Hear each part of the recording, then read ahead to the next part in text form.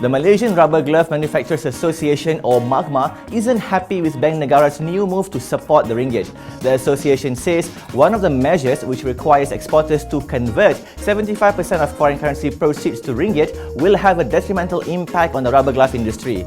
MAGMA President Dennis Low Jiaofu explains that the industry has always used the US currency as a natural hedge to cushion costings and pricing. This is because 50 to 55% of the foreign currency will be used to offset the difference in purchasing raw materials as well as chemicals. Without this natural hedging, he says exporters will be placed in a very difficult position as they will be forced to do a double conversion on the currency from US dollar to ringgit and then from ringgit back to US dollar for all payments. Low is now calling for an open dialogue with the central bank in hopes of getting an exemption from the new forex policy. Last Friday, Bank Negara's Financial Markets Committee announced a slew of preemptive measures to support the ringgit and ensure steady demand for the currency. Builder Bina Darulaman Berhad, or BDB, is aiming to launch projects worth 900 million ringgit in GDV for FY17 with a focus on the affordable housing segment. Group MD Datuk Izham Yusof says 80% of the group's launches next year will comprise affordable homes. This includes a pocket development in Kuala Kangsar, Perak, BDB's first outside Kedah. The group will be actively looking to build similar projects in other areas as well, he says, noting the high demand for more compact and affordable homes. The projects are also quicker to complete. According to Izham, developers can see returns in just 24 months with pocket home projects, compared with 36 months for regular townships. For its latest quarter, BDB reported a 58% increase in net profit to 5.8 million ringgit. Revenue doubled to 87.2 million ringgit due to higher contribution by the group's property and road and quarry divisions.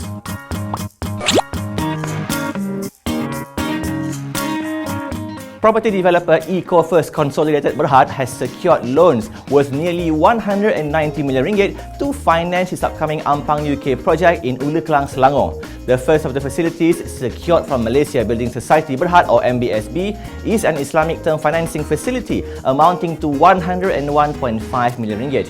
It will be used to partly finance the purchase of 62 acres of land in Ulu Klang. The second is an 88.45 million ringgit Islamic financing facility comprising additional term financing, bridge financing and financial guarantee. This second facility will be used to finance the development of Liberty Arc, the first phase of the Ampang UK project. Once Ecofirst completes the land acquisition, the Ampang UK development will cover 87 acres of land. Ecofirst expects to sustain its growth for the next 12 years.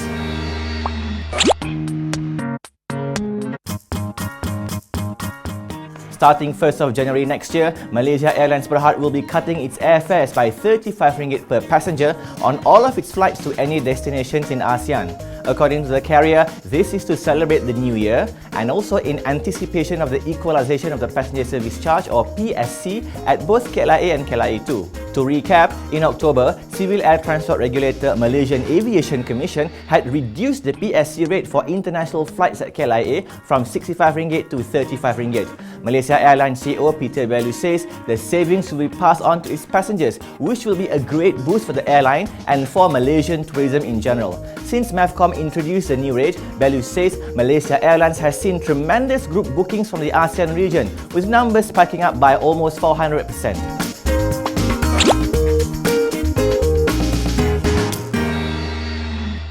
Bayan Baru MP Sim Zizin has urged Putrajaya to wait for KTMB to complete its electric train service between Kuala Lumpur and Johor Bahru before starting on the HSR, or High Speed Rail project, with Singapore.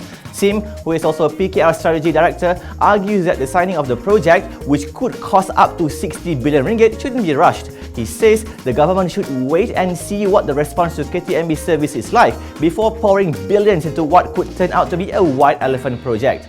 Citing economists, Sim claims that the HSR would need 140 million trips a year to break even, which is equivalent to 384,000 trips a day. He goes on to say that the existing population of Malaysia and Singapore, as well as tourist numbers, just aren't enough to meet that demand. He also argues that the fare, estimated at under 400 ringgit for a round-trip ticket, could be too pricey for many. And the 60 to 90 minute difference in travel time may not deter travellers from just taking KTMB's more affordable ETS or get on a flight.